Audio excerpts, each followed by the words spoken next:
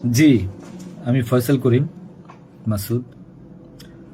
আহ, বিগত 12ই ডিসেম্বর ওসমান হাদির নামে যে ব্যক্তির হত্যা মামলার আসামি আমাকে করা হয়েছে।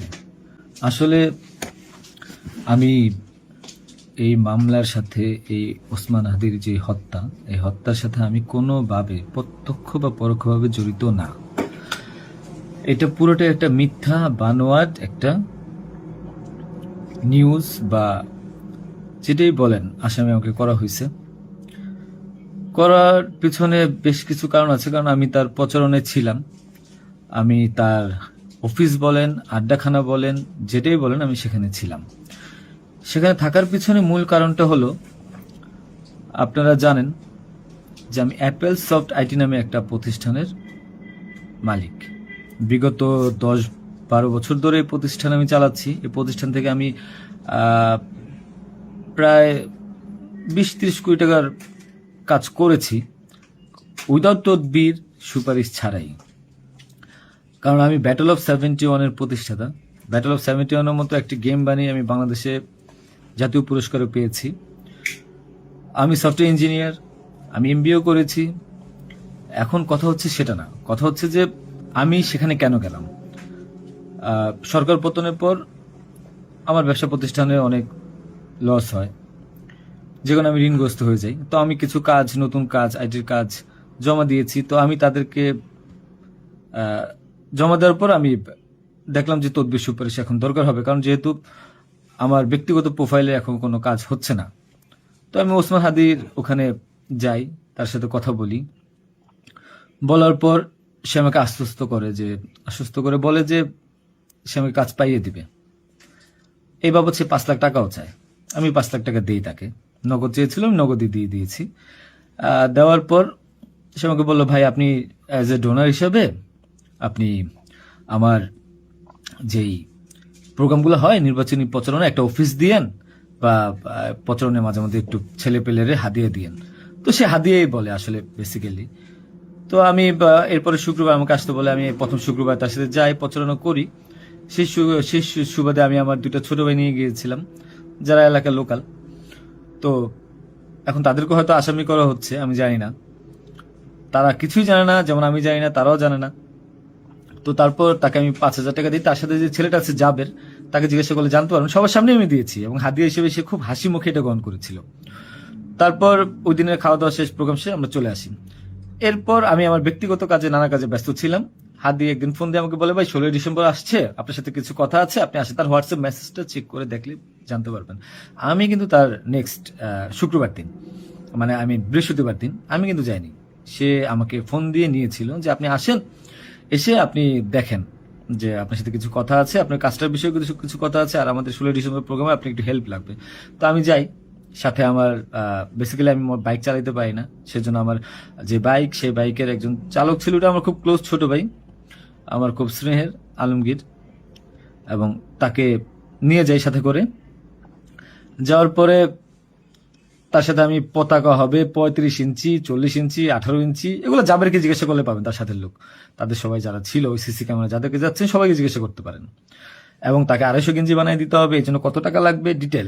এবং ঘটনার দিন আমাকে সে রিকোয়েস্ট করে, আজকে যারা এই যে আপনারা দেখছেন হাজার হাজার লোক, শত শত লোক, হাদির তো এত লোক ছিল না, কারণ সে আমাকে নিজেই রিকোয়েস্ট করেছিল যে ভাইয়া আপনি আমাকে 5-10টা পোলাপাইন দিয়েন, আর 16ই ডিসেম্বরে 50টা ছেলে পেলে দিয়েন, যেন আমার পতাকাটা ধরতে পারে, আমার প্রোগ্রামটা সাকসেস করে দিতে পারে। তো দেখেন, তো ওই জায়গায় আমি তাকে আশ্বস্ত করি, ঠিক আছে আমি চেষ্টা করব। তো পরের দিন আমি যাই। পরের দিন আর মাঝখানে একটা কথা বলি, আমার এর পরের দিনই দুবাই যাওয়ার কথা ছিল। যেহেতু আমার দুবাইয়ের মাল্টিপল গোল্ডেন ভিসা আছে, আমি এর আগেও দুবাই গিয়েছিলাম। তো আমার একটা কাজে দুবাইয়ের কিছু প্রোডাক্ট কেনার কথা ছিল। তো আমার টিকিটটা আমি ওই দিন ক্যান্সেল করাই, যেহেতু সে রিকোয়েস্ট করেছে, পিছায় দিই। তো সেই বাবদে যেহেতু 10টা বাজে প্রোগ্রাম, তো আমি ভোরবেলায় বের হই। আলমগীর আমার বাসায় ছিল, আর আমার ওয়াইফ, বাচ্চা যেহেতু নরসিংদীতে থাকে, 5ই আগস্টের পর তারা ওখানে সেটেল করে দিয়েছিলাম। তো থাকার পর সুবাদে আমি আমার বোনের বাসায় উঠেছিলাম। আমি কিন্তু অন্য কোথাও যাইনি, আমার বোনের বাসায় উঠেছিলাম ওদিন রাতে। তো ওই বাইক নিয়ে যাই, যেহেতু বাইকটা আমার, আমি কিনেছি। তো নাম রেজিস্ট্রেশন হয়নি। তো আলমগীর বাইকটা চালায় আমাকে নিয়ে যায়। তো ভোরবেলা আমরা একটা উবার ডেকে আমরা একটা রিসোর্টে যাই, এটাও সত্য। ওই রিসোর্টে যে মেয়েটা ছিল, ওই মেয়েটা বেসিক্যালি আলমগীরের গার্লফ্রেন্ড।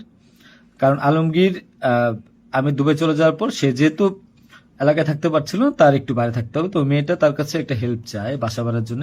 তো আলমগীর তার গার্লফ্রেন্ডকে হেল্প করার জন্য বলে, ঠিক আছে তুমি আজকে দেখা করো, আজকে আমাদের অনেক কাজ, তোমার সাথে আমি পরে দেখা করতে পারবো না। তো আলমগীরের সাথে আমি যাই, যাওয়ার পর 8টা-9টার দিকে আমি আবার চলে আসি, কারণ আমার এই টিকিটটা ক্যান্সেল করতে হবে, আবার হাদির প্রোগ্রামে যেতে হবে, ছেলে পেলেও নিয়ে যেতে হবে। তো আমি প্রিপারেশন নিয়ে সকালবেলা চলে আসি। আসার পর এখানে যে মেয়েটার গার্লফ্রেন্ড বানানো, মিথ্যা বানোয়াট একটা প্রচারণা, মানে এর চেয়ে লেম জঘন্য কোনো কিছু হইতে পারে না এই দেশে। মানে আমাকে আসামি করেছেন, ভালো কথা করেন, কিন্তু এইরকম মিথ্যা মানুষের কলঙ্ক দেওয়ার কোনো মানে নেই। সতরা জানেন, ওই মেয়েটা গরিব একটা মেয়ে, মেয়েটাকে ফাঁসাচ্ছেন, মেয়েটাকে দিয়ে যা মন চায় তাই বলান। এখন কথা হলো যে আমি প্রোগ্রাম করেছি হাদিকে, যে ওইদিন কথা বলেছি, এবং ওই দিন আমি তাকে আবার 10,000 টাকা দিয়েছি, পোলাপানকে খাওয়াই দিয়েন। আমি আমার বাইক নিয়ে যাই, কে বা কারা এই হত্যাকাণ্ড ঘটেছে আমি জানি না। আমি 10 মিনিট আগে তার কাছ থেকে বিদায় নিয়ে চলে আসি। আসার পর আমি বাসায় আসি, যেহেতু আমি যাব দুবাই, আমি টিকিট ক্যান্সেল করেছি। আপনারা দুবাইয়ের টিকিটগুলো দেখতে পারেন। আমি একটু দেখাই একটা জিনিস আপনাদেরকে। এই যে দেখেন আমার দুবাইয়ের মাল্টিপল ভিসা, 1 মিনিট।